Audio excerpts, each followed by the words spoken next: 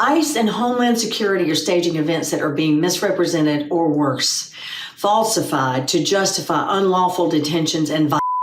Obviously, you're seeing these unbelievable videos coming out of Portland and Chicago. You have a member of the clergy being in the head with a plastic bullet, it appears. You've got tear gas being dispensed into neighborhoods. It's absolutely out of control. Ministers, veterans, parents, even their children, zip-tied, with plastic bullets, dragged from their homes without warrants. That's not law enforcement. That's lawless enforcement.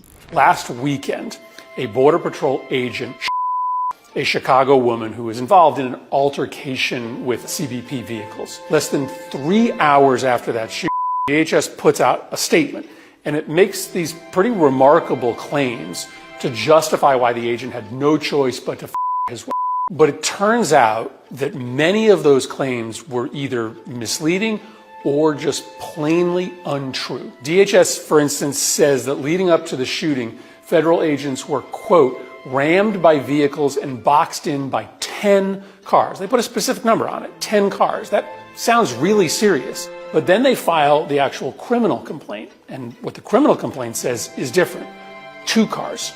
Okay? The image in your mind of 10 cars circling a DHS vehicle, very different than 2 cars. DHS also said in that statement that the woman was, quote, armed with a semi-automatic weapon.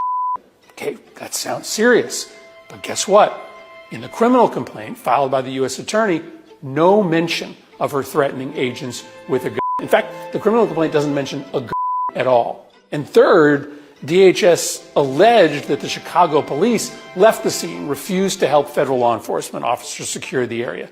That's just a bold-faced lie. We know that because there are photos of Chicago police officers at the scene following the shooting.